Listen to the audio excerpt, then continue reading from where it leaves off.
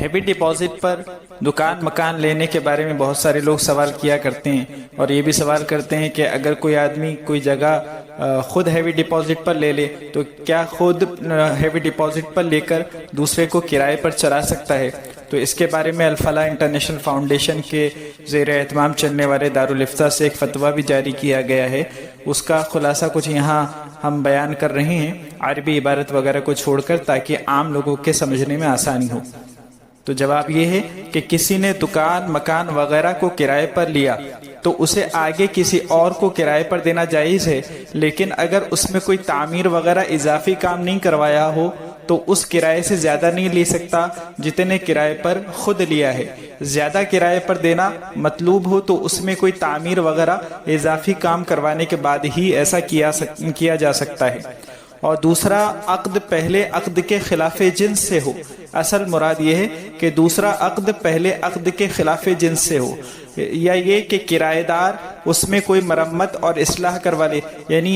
Same چیز ہی کسی کو دی جا رہی ہے تو جتنے کرائے پر ہم نے لی ہے اتنے ہی کرائے پر ہم دوسرے کو دے سکتے ہیں، یا پھر لینے کے بعد اس میں ہم نے کوئی مرمت وغیرہ کروا لی، مثلا مکان ہو تو اس کی مرمت، رنگ و روغن وغیرہ کرے، اگر زمین ہو تو اس کی نالی وغیرہ درست کرے، تو یہ خلاف جنس ہو جائے گی۔ تو اس طرح سے پھر اس میں کرایہ بڑھا کر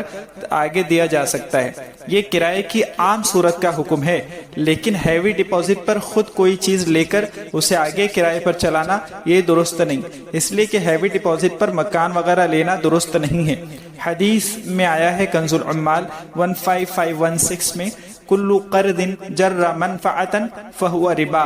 ہر قرض جو نفع لائے وہ سود ہے۔ اور سنن کبری بہقی کی اس میں حدیث نمبر 10933 میں ہے،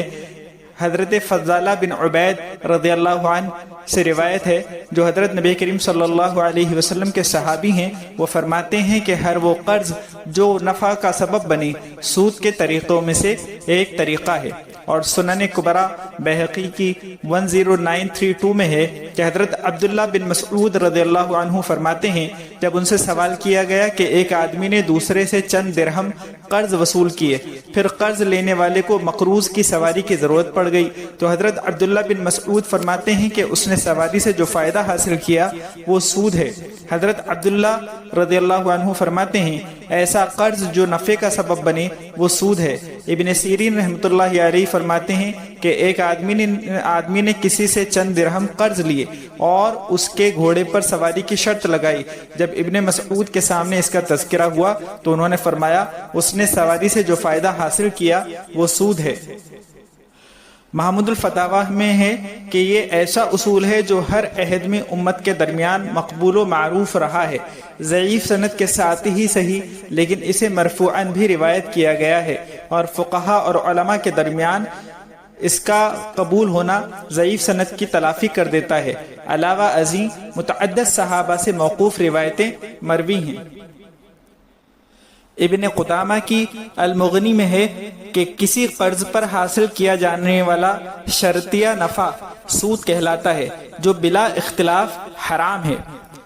اس لیے کرایہ داری کے معاملے میں جو رقم ڈپازٹ کے طور پر دی جاتی ہے وہ قرض کے زمرے میں آتی ہے، اس لیے ہیوی ڈپازٹ اس شرط کے ساتھ دینا کہ اس کی وجہ سے کرایہ کم ادا کرنا پڑے گا، یہ قرض پر مشروط یعنی طے شدہ نفع ہے، اس لیے متعارف کرایے سے کم دینا یا کرایہ بالکل معاف کروا لینا جائز نہیں ہے۔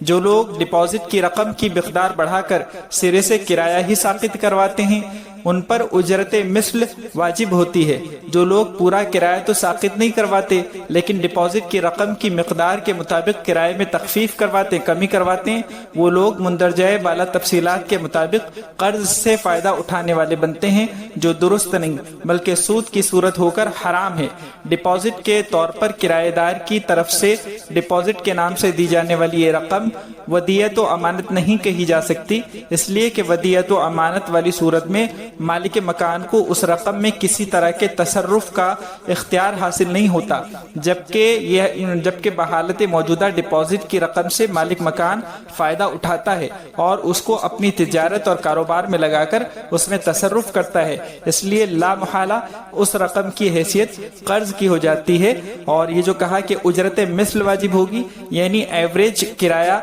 उसको देना पड़ेगा।